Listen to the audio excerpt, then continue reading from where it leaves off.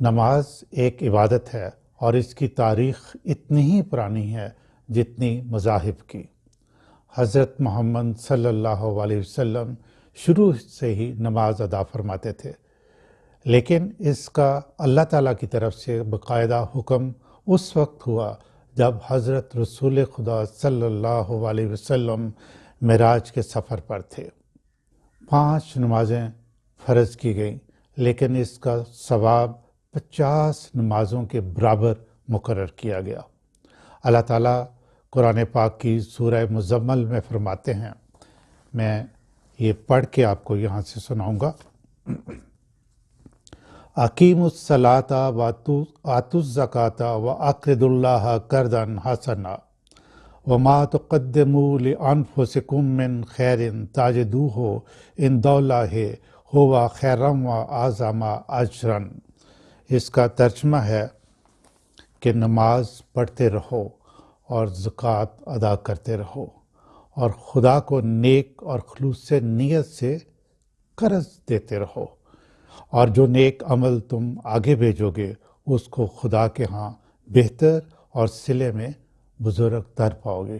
ناظرین، ذرا الفاظ پہ غور فرمائیں کہ نماز کے ساتھ ہی زکوٰۃ کا ذکر کیا گیا ہے۔ نماز یعنی حقوق اللہ اور زکوٰۃ حقوق العباد۔ آپ نے نماز پڑھی اور جب زکوٰۃ ادا کی تو غریب لوگوں کے لیے آپ نے اپنا حصہ ڈالا، یعنی کہ ان کی مدد ہو گئی۔ اور اللہ تعالیٰ ان اعمال کو کیا کہتا ہے کہ یہ قرض ہے اللہ تعالیٰ کے اوپر۔ تو آپ دیکھیں قرض کیا ہوتا ہے، جس کو آپ قرض دیتے ہیں اس کو لوٹانا بھی ہوتا ہے۔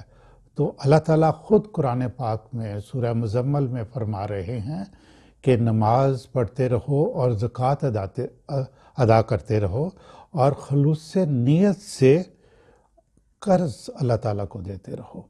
یعنی یہ اللہ تعالیٰ پہ ہمارا قرض ہو گیا۔ اور پھر اللہ تعالیٰ فرماتے ہیں اور جو نیک عمل تم آگے بھیجو گے، یعنی اس کے علاوہ بھی جو نیک عمل ہوں گے اس کو خدا کے ہاں بہتر اور صلے میں بزرگ تر پاؤ گے۔ یعنی کہ اللہ تعالیٰ جو صلہ دے گا وہ بزرگ کا مطلب یہ ہوتا ہے کہ زیادہ بڑا، یعنی بہت زیادہ صلہ جو ہے وہ آپ کو اس کا ملے گا۔ یہ دیکھیں نماز کا فائدہ اللہ تعالیٰ نے خود قرآن پاک میں کیسے فرمایا ہے۔ ایک دن میں 5 مرتبہ تمام دنیاوی کام چھوڑ کر جب ہم اللہ کے سامنے نماز کے لیے حاضر ہوتے ہیں تو یہ اس بات کی دلیل ہے کہ وہ خالق ہے، عبادت کے لائق ہے، اور ہم اس سے بہتر اور افضل کسی اور کو نہیں سمجھتے۔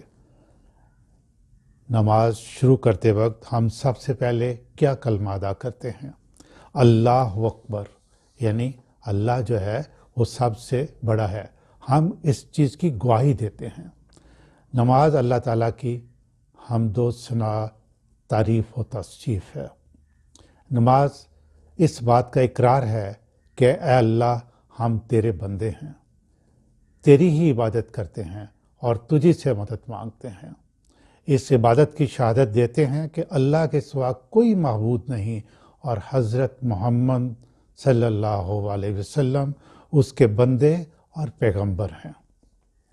حضرت محمد صلی اللہ علیہ وسلم کو جب کوئی مسئلہ درپیش ہوتا یا کوئی مشکل ہوتی تو آپ نماز کے لیے کھڑے ہو جاتے اور اللہ سے مدد مانگتے اور دعا کرتے۔ ناظرین، یہ باتیں ہمارے سیکھنے کی ہے۔ میرا خیال ہے بہت سے لوگ میری طرح نماز کو بس فرض سمجھ کے پڑھتے ہیں، اس کی فلسفی کو سمجھنے کی کوشش نہیں کرتے۔ تو میں ایک کوشش کر رہا ہوں کہ میں ساری یہ بات آپ تک پہنچاؤں۔ ناظرین، ایک بات سمجھنے کی اور بہت اہم ہے کہ نماز اللہ سے رابطہ ہے۔ اس رابطے کو ہم کتنا اسٹرانگ بنا سکتے ہیں یہ ہم پر منحصر ہے۔ یکسوئی اور کنسنٹریشن کے ساتھ پوری توجہ سے اپنی پوری توجہ اس پر مرکوز کریں کہ آپ اللہ کے سامنے کھڑے ہیں، اس کی تعریف و توصیف کریں، عاجزی اور انکساری سے جو چاہیں مانگیں وہ قبول کرنے والا ہے، چونکہ وہ خود اللہ تعالیٰ قرآن پاک میں فرماتا ہے کہ تم مجھے یاد رکھو، میں تمہیں یاد رکھوں گا، اور اللہ تعالیٰ یہ بھی فرماتا ہے تم مجھے پکارو، میں سنتا ہوں۔